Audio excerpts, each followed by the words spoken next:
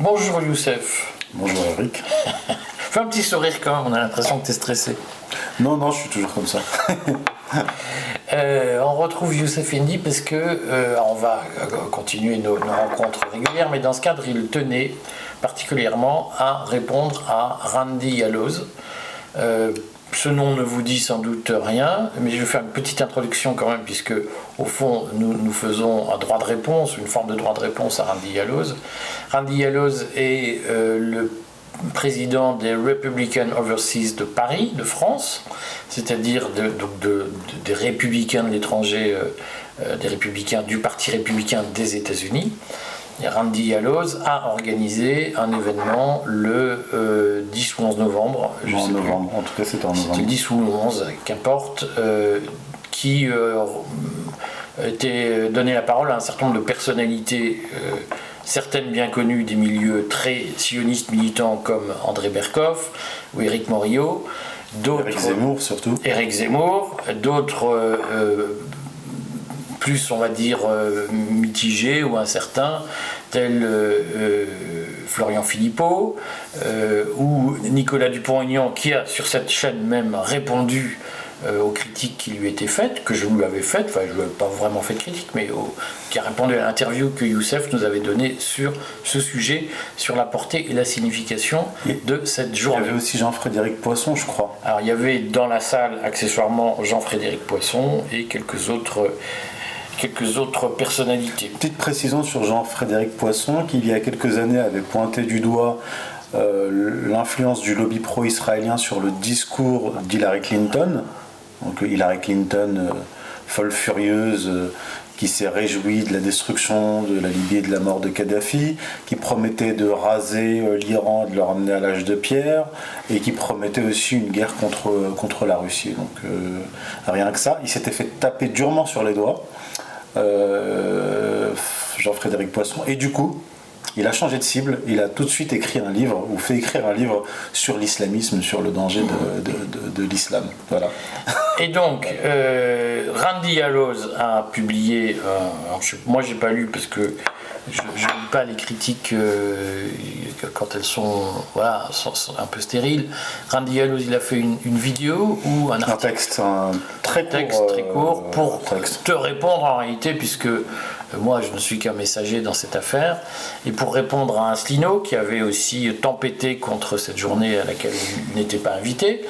Ce qui est assez amusant, c'est qu'Asselineau oublie de dire qu'il tenait lui-même son congrès le lendemain, et que dans son congrès, il avait invité André Berkoff pour parler de la liberté de la presse.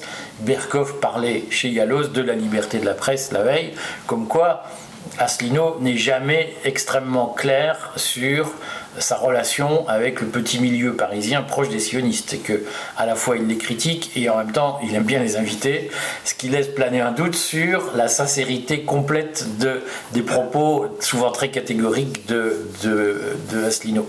Enfin, c'est un autre sujet. C'est une autre polémique. C'est une autre, vraiment pas une polémique, c'est juste une mise en garde, c'est-à-dire il faut se méfier des donneurs de leçons et des chevaliers blancs, parce que un chevalier blanc a toujours, comme tout le monde, quelque chose à cacher. Donc tu as été attaqué, mais le courrier l'a été par la même occasion. Enfin, en tout cas, il a fait l'objet d'une réponse qui est tout à fait légitime. Avant que tu nous en parles, je voudrais quand même que ce soit très clair. Avant de publier l'article que j'ai fait et avant de publier la vidéo que nous avons faite ensemble sur le sujet de la journée des conservateurs, j'avais proposé à Randy Yaloz de l'interviewer. Je lui ai demandé d'infirmer ou de confirmer les propos que je tenais, et il n'a pas répondu.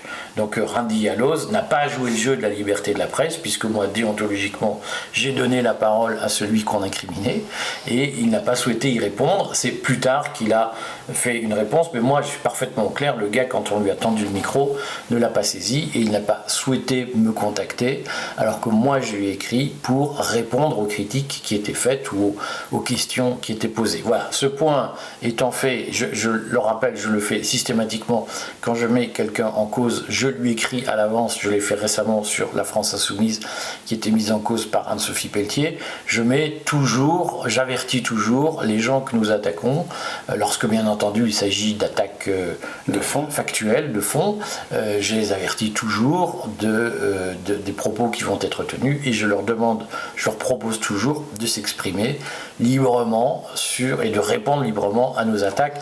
C'est important de le faire déontologiquement, c'est une question de respect de la liberté de la presse. Voilà, cette longue introduction est en fait, qu'est-ce que ça t'a inspiré? Est-ce que tu peux nous redire d'abord ce que Randy Yaloz a répondu à l'interview que nous avions faite? Alors, donc sur son site, il affirme qu'on a commis des erreurs. Voilà. Alors, j'ai lu attentivement 2 fois le texte. Il y a une erreur que nous avons commise. C'est qu'on a dit que le président de la Chambre des représentants était co-organisateur et présent. Et il répond qu'en fait, il était invité, pas organisateur, et il n'était pas présent.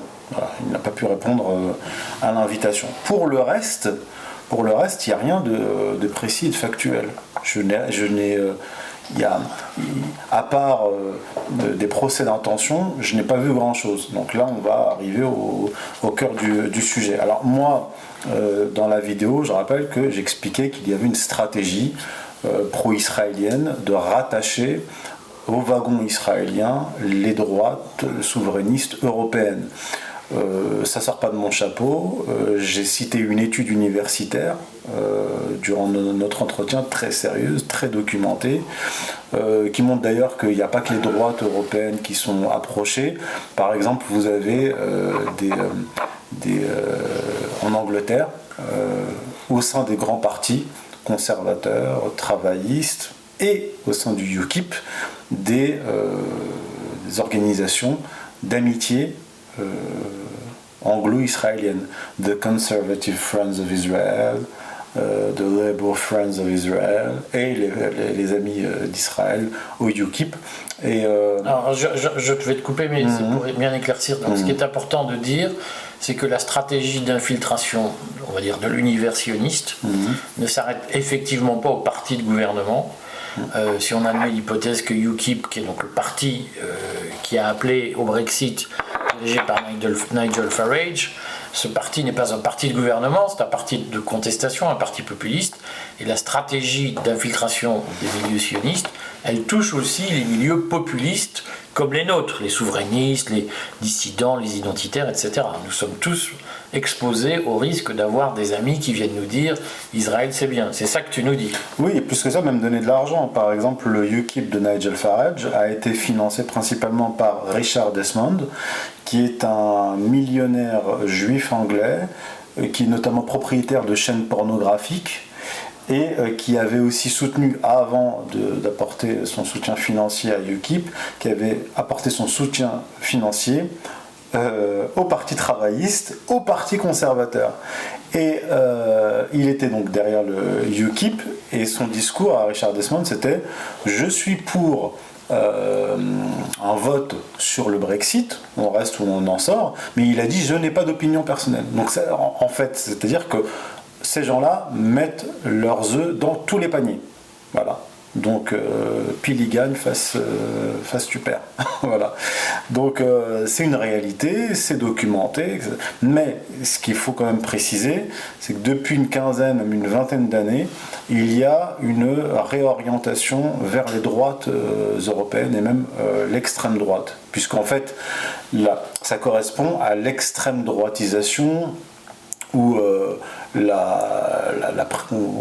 autrement dit, la prise de pouvoir en Israël des messianistes et des juifs orthodoxes fanatiques.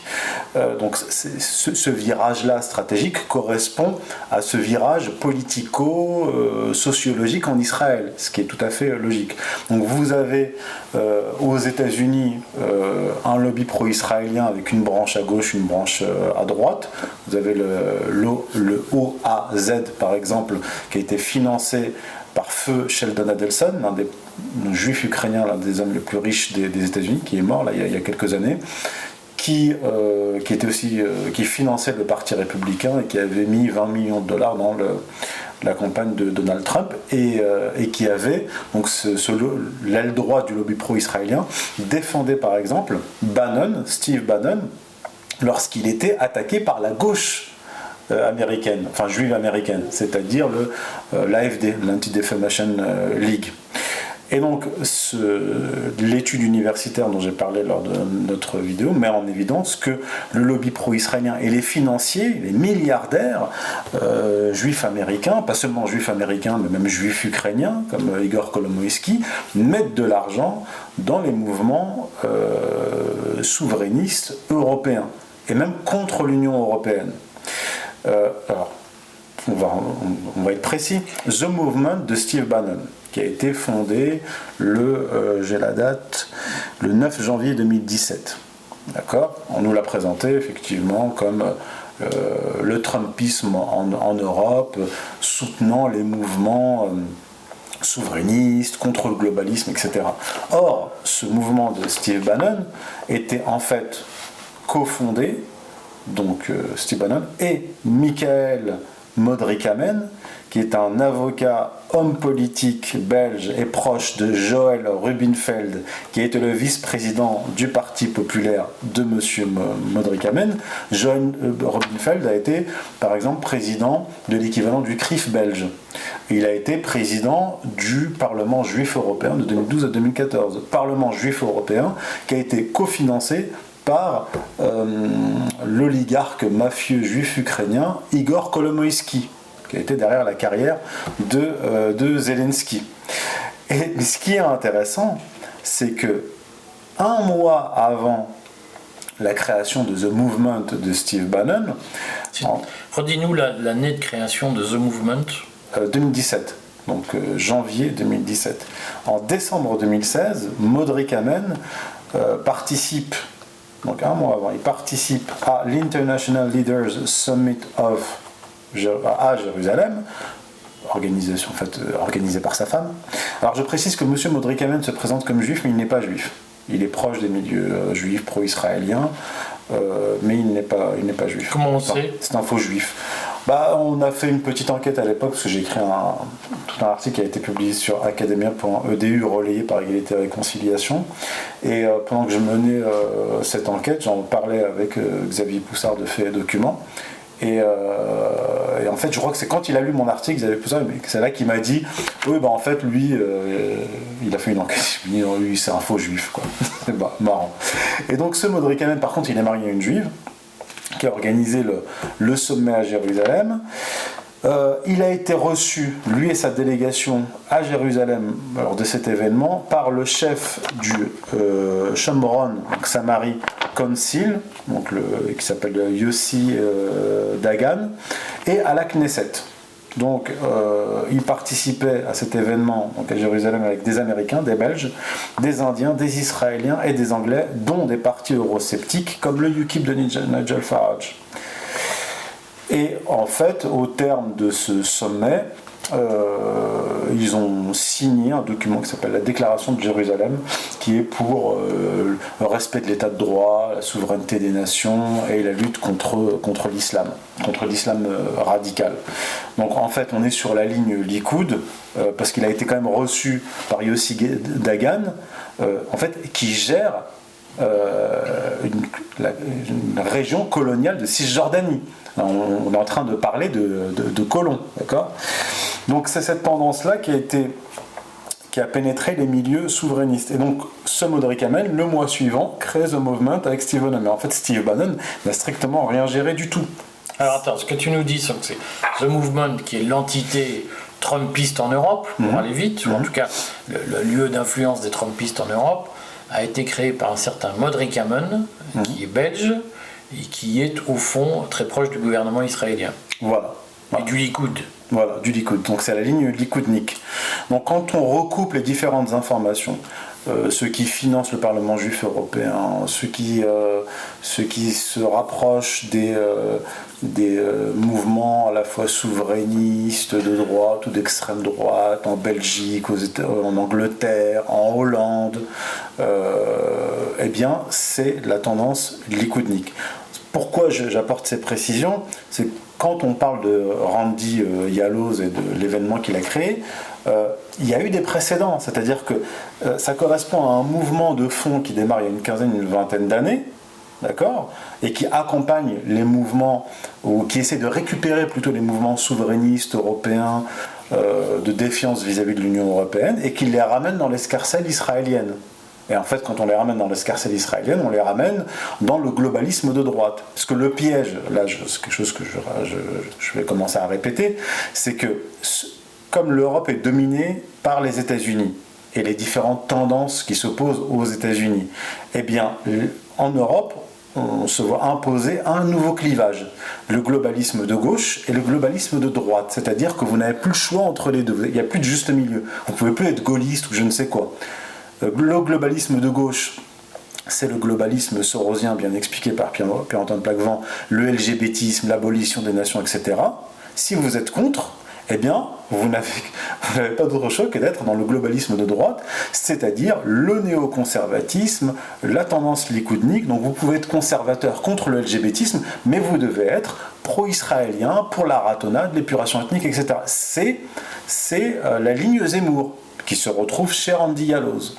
Alors maintenant, moi, quand je lis la critique que me fait plus précisément Randy Yaloz, qu'est-ce qu'on me dit? On me dit, votre discours qui consiste à expliquer que ces milieux-là, likoudniques, veulent rattacher les milieux souverainistes, les partis souverainistes européens au wagon israélien, c'est parce que je succomberais aux sirènes de l'antisémitisme ambiant. Donc on en arrive tout de suite à l'antisémitisme. Point Godwin. Voilà, parce que en fait, il ne va pas discuter le fond.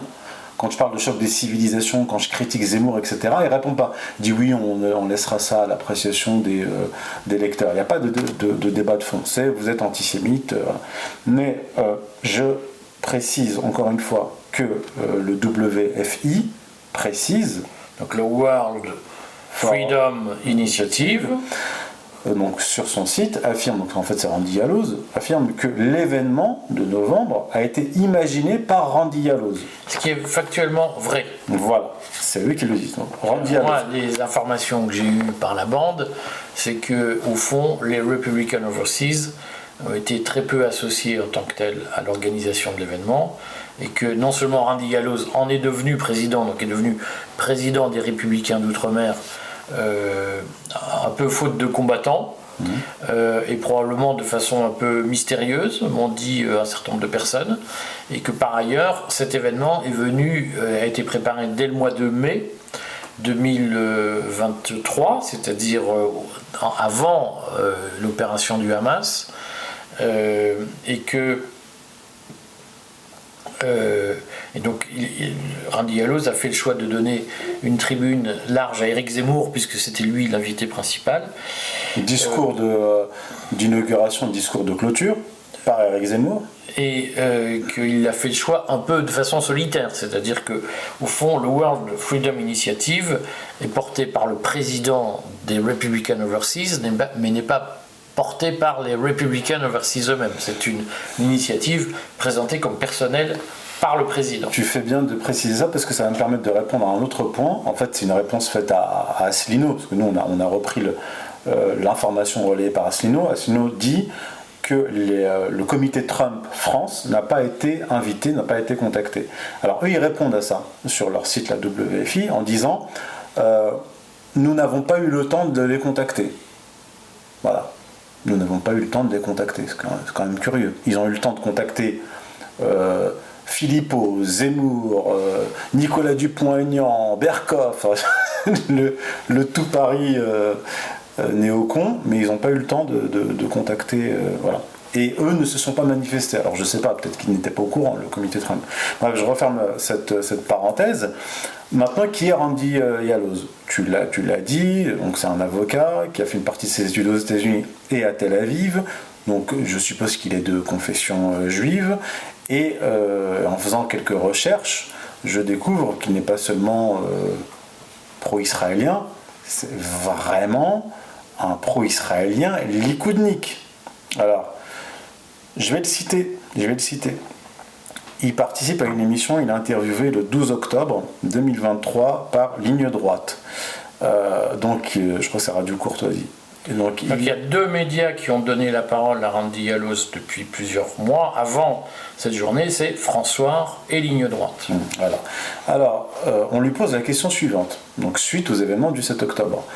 Le journaliste lui dit Vladimir Poutine a déclaré que ce qui s'est passé à Gaza et en Palestine et depuis en fait toutes ces années, c'est à cause des Américains. En fait, ce que veut dire Poutine par là, c'est que le soutien inconditionnel apporté par les Américains à Israël et les vétos successifs au Conseil de sécurité par les États-Unis contre les résolutions condamnant Israël sont la conséquence de l'impunité israélienne. C'est ça que ça veut dire. Si quelqu'un a une autre interprétation, qu'il me dise. Mais donc il lui pose cette question à Randy Yaloz, et qu'est-ce que répond Randy Yaloz? Il répond en fait que c'est à cause de l'administration Biden et de l'administration Obama qui ont conclu l'accord sur le nucléaire iranien. Et là je cite Randy Yaloz. Il qualifie l'Iran d'État terroriste qui sponsorise le terrorisme à travers le monde, qui déstabilise le Proche-Orient et mène des actions à travers la planète, et aussi finance le Hezbollah, qui est un des plus grands cartels de la drogue dans le monde.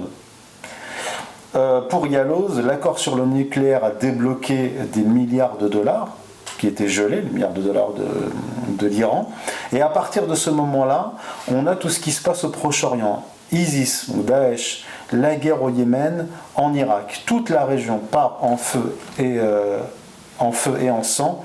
Pareil, le Hezbollah qui a attaqué Israël, etc.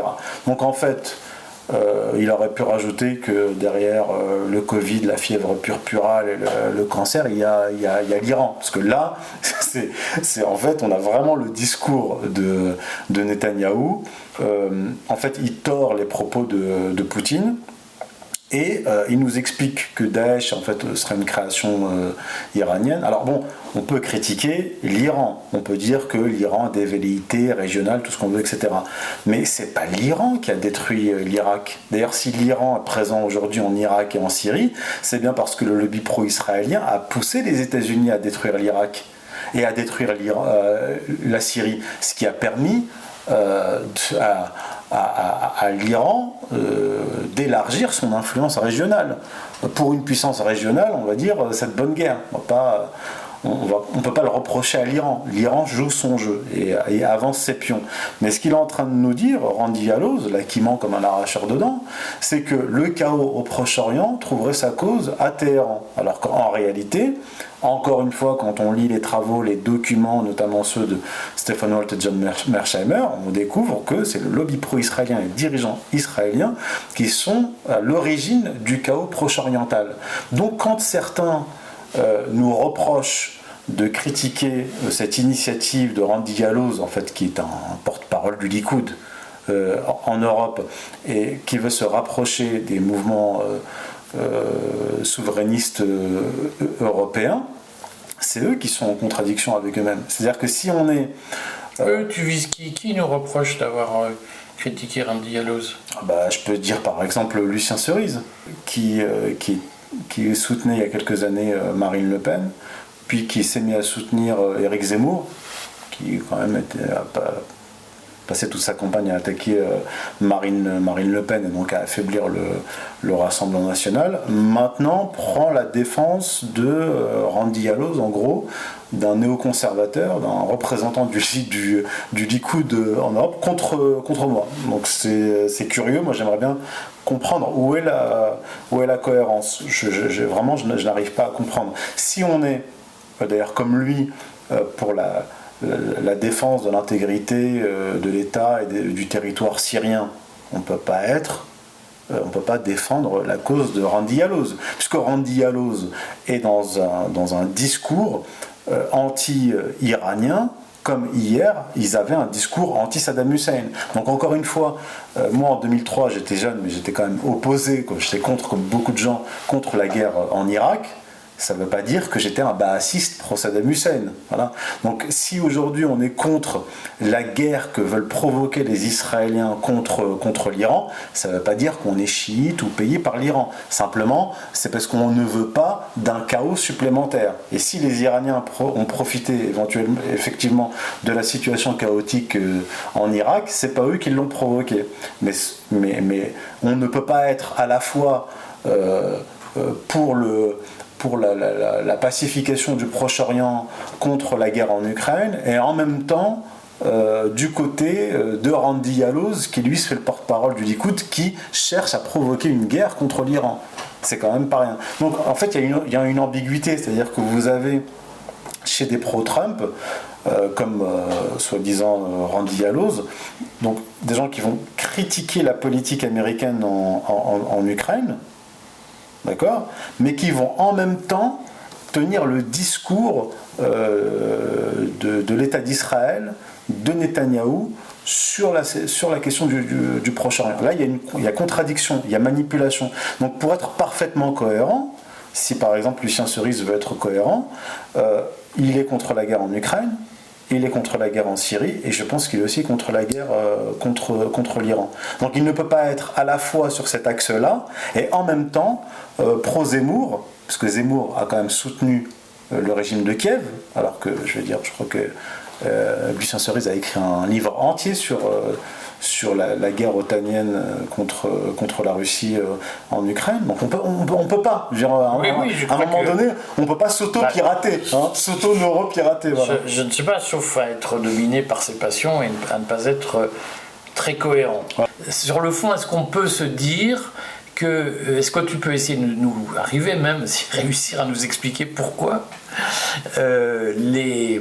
l'univers sioniste t'en tient à récupérer par exemple un Lucien Cerise, ou pourquoi un Randy Alloz t'en tient à passer chez François, puisqu'il a été interviewé chez François. Pourquoi est-ce qu'il est important pour les milieux sionistes d'infiltrer sous tout un tas de formes les milieux, on va dire ça, complotistes, populistes, souverainistes? Pourquoi il y a un enjeu pour eux?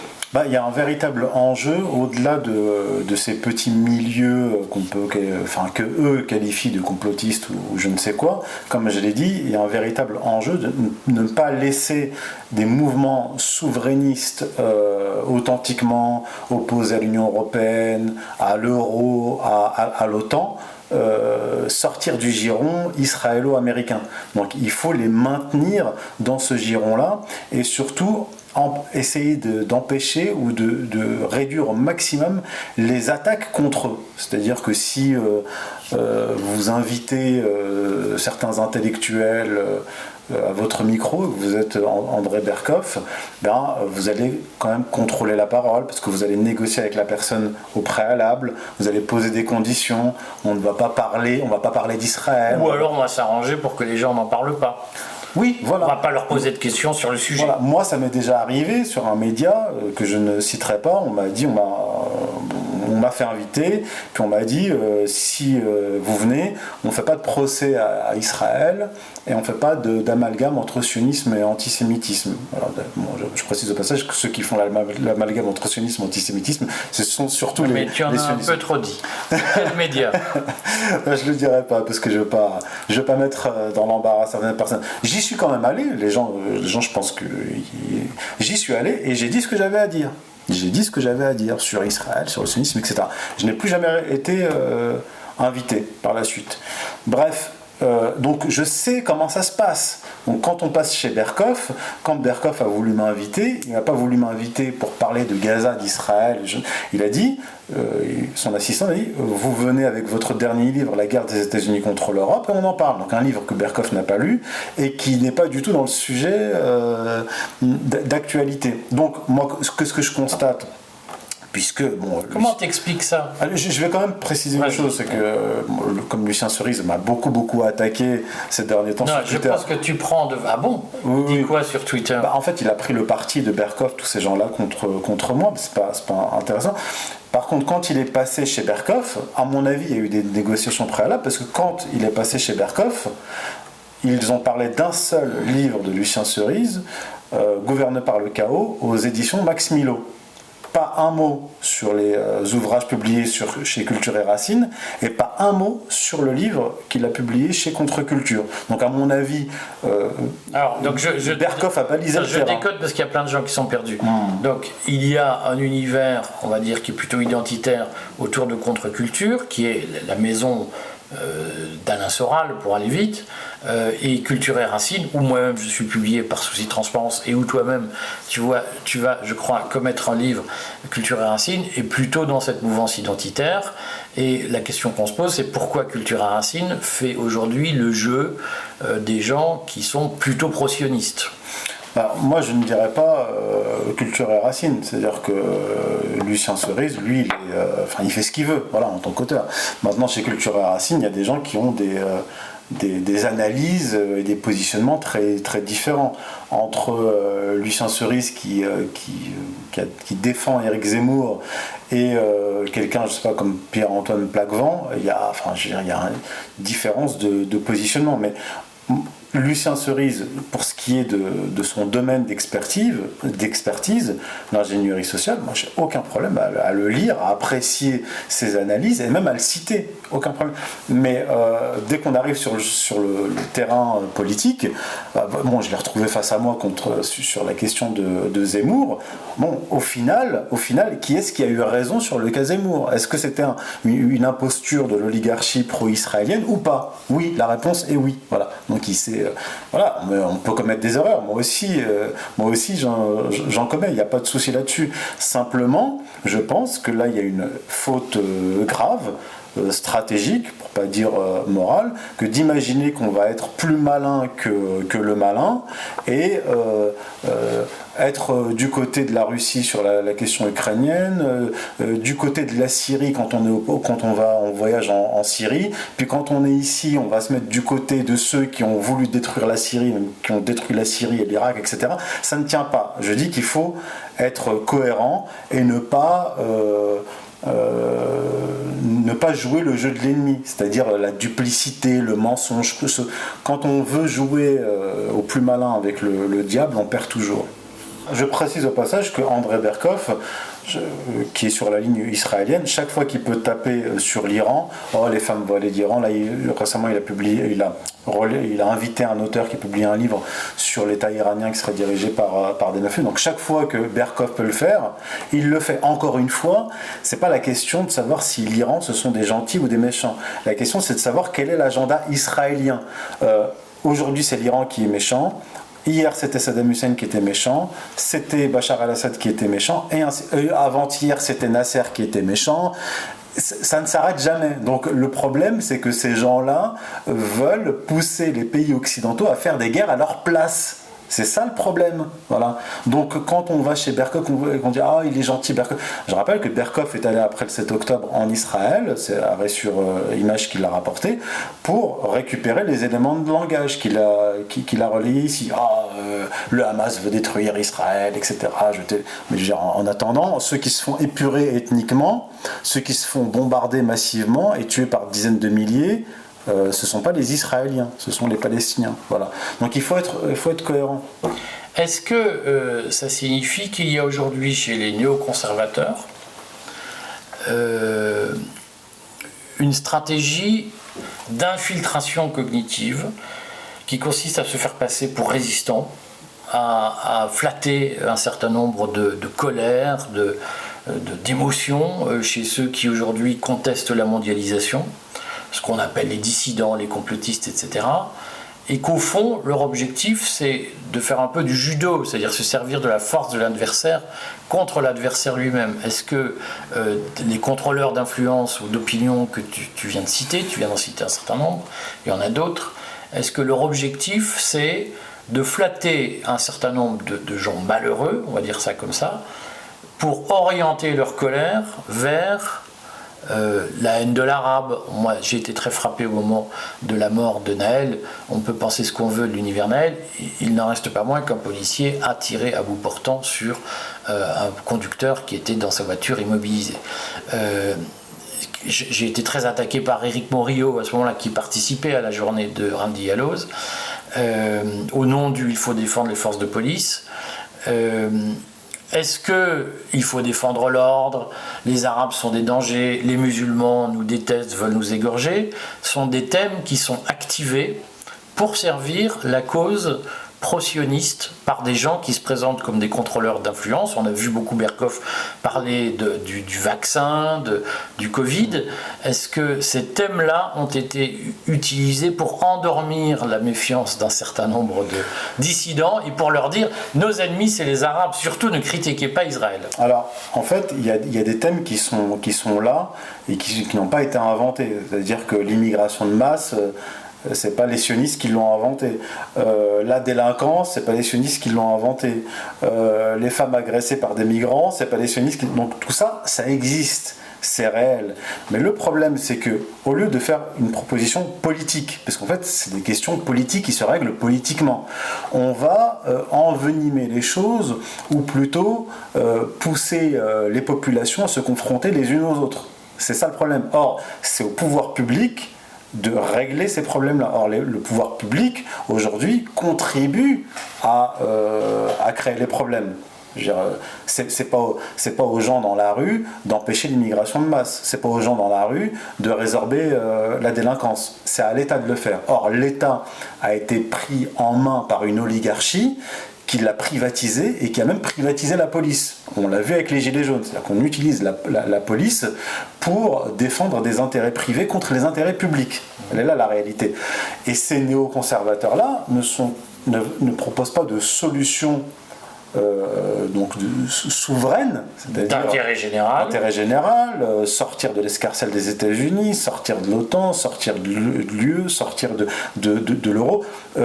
Restaurer un État fort à l'intérieur des frontières, etc., etc. Il ne propose pas cela. Il propose aux gens tous les jours, il publie certains des faits divers. Les faits divers ne font que exacerber les tensions et ils ne règlent pas le problème. C'est regardez, et maintenant battez-vous. C'est ça la stratégie. Donc, maintenant, pour revenir à la stratégie sioniste, comme je disais, il y a un globalisme de gauche et un globalisme de droite. Et en fait, ces gens-là, les Berkoff, etc., occupent le couloir du globalisme de droite, néoconservateur. C'est-à-dire qu'ils ne vont pas remettre en cause l'essentiel et ils vont faire en sorte que le clivage se limite à ces deux voies.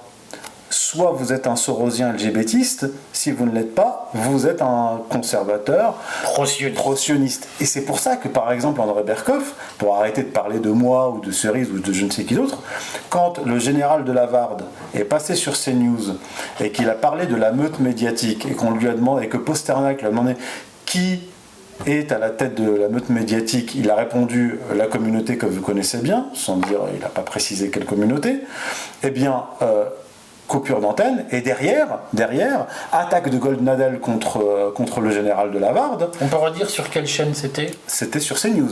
Qui est donc une chaîne propriété de Bolloré, Bolloré qui ne ménage ni son temps ni sa peine, si j'ose dire, pour défendre des réseaux très pro-sionistes, puisqu'il invite toute la brochette. Oui, et André Berkoff, donc après cette sortie du général de Lavarde, il a tweeté infâme antisémitisme, je ne réinviterai pas le général de Lavarde qui avait pourtant tenu des propos corrects à mon micro, etc. etc. Donc c'est ça, c'est-à-dire que si les généraux, parce qu'il avait participé à la tribune des généraux, il était signataire, mais il y en avait plusieurs milliers, je crois, des généraux. Si les généraux parlent de la délinquance et de l'immigration, il n'y a pas de problème, c'est validé par Goldnadel et Berkoff. Mais si ces mêmes généraux disent « Ah mais attendez, il y a quand même un problème au sommet de l'oligarchie avec une surreprésentation des intérêts d'une certaine communauté organisée, je précise, une communauté organisée, qui défend les intérêts d'Israël, en gros, l'oligarchie israélo-américaine, là ça devient de l'antisémitisme et c'est évacué. » Donc c'est à ça que sert Berkov. Donc maintenant, je dis aux souverainistes, entre André Berkov et le général Dominique de Lavarde, vous choisissez qui? Moi, je choisis le général de Lavarde, sans hésiter. Voilà. Donc, il faut arrêter de prendre les gens pour des imbéciles. Quel impact ça a, cette technique de contre-influence? Parce qu'en réalité, donc je le redis pour ceux, j'avais fait une vidéo sur la théorie de l'infiltration cognitive selon Kastenstein, qui était conseiller d'Obama, et qui a théorisé cette façon d'infiltrer les milieux complotistes pour aller vite. Donc Kastenstein a écrit en 2014 un article qui a marqué d'un article de référence sur les conspiracy theories, sur les théories de la conspiration, où il dit qu'il faut infiltrer les milieux conspirationnistes pour les neutraliser au lieu de les combattre ouvertement. Donc il faut créer des infiltrés pour neutraliser. Ce qui correspond à ce que tu décris aujourd'hui. Quel est l'impact ou l'efficacité de ces pratiques ? Alors, l'efficacité, bon déjà, c'est que ces gens-là qui sont des opposants autorisés, j'appelle ça des opposants autorisés, ont une couverture médiatique. Quand je dis médiatique, c'est médias officiels et gros médias alternatifs, très importante par rapport à nous. Et en fait, leur objectif, c'est de mettre un écran devant nous, c'est-à-dire l'opposition autorisée, qui est une opposition contrôlée, qui va occulter l'opposition radicale. D'accord ? Donc ça a fonctionné un certain temps. Mais là, une espèce de Canada Dry d'opposition. C'est ça. Pour neutraliser l'opposition, on crée un Canada Dry d'opposition. C'est ça. Donc les gens comme Berkov, Aberkan, etc.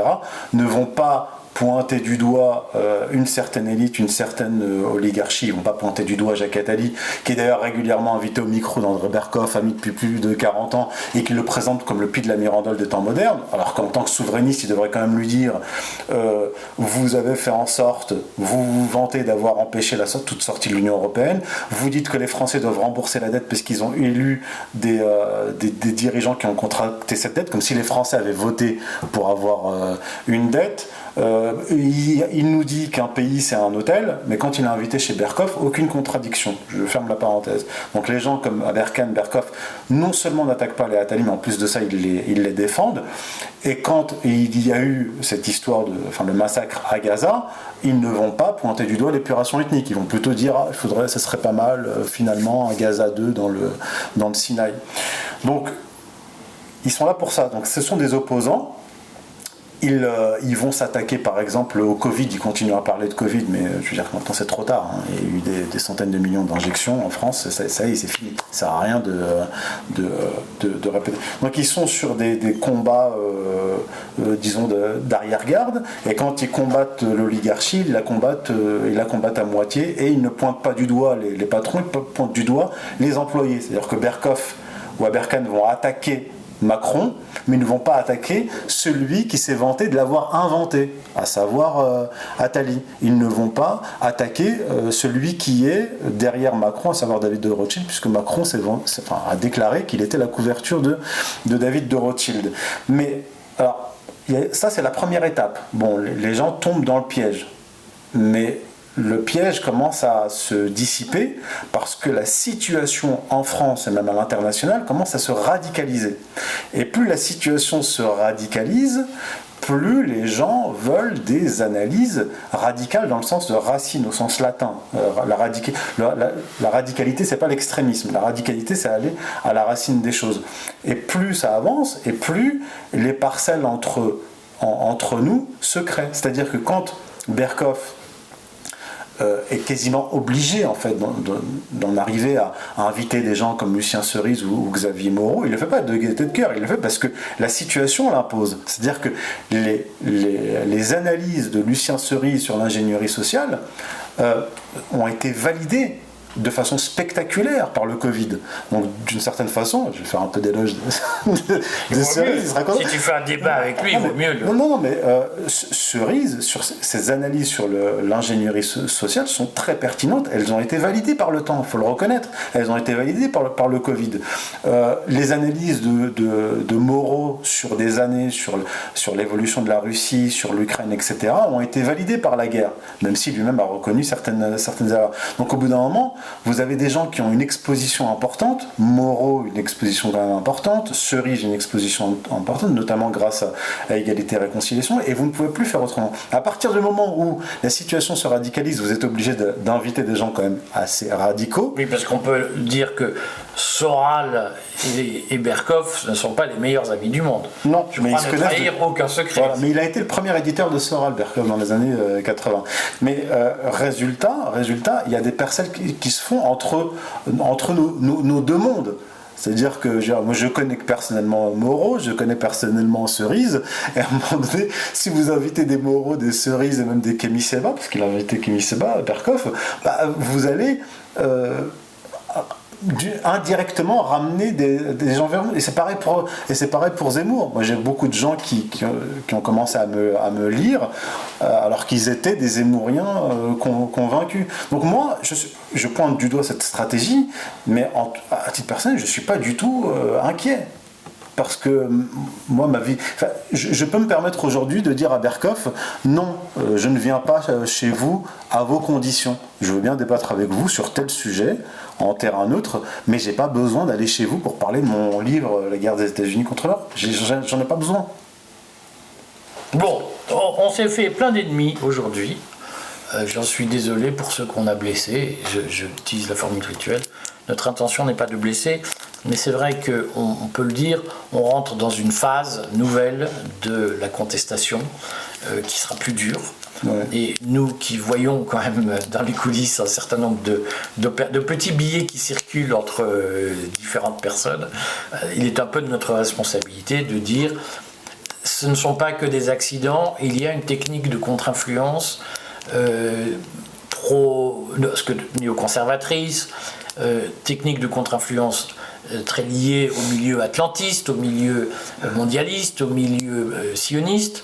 Et c'est notre responsabilité de dire aux gens, ce que vous voyez, c'est aussi le produit d'une stratégie qui se déploie sur plusieurs années et qui est une stratégie d'infiltration de l'opposition au mondialisme, parce que les mondialistes sont intelligents, ce sont des durs à cuire, ils ont des moyens et ils ont compris que la meilleure façon de lutter contre les antimondialistes, ce n'est pas de les combattre frontalement, c'est de les infiltrer et de les subvertir. Et donc, il est important d'éclairer les techniques d'infiltration qui existent aujourd'hui. Tu partages ce que je viens de dire ? Oui, tout à fait. Voilà. À bientôt. À bientôt.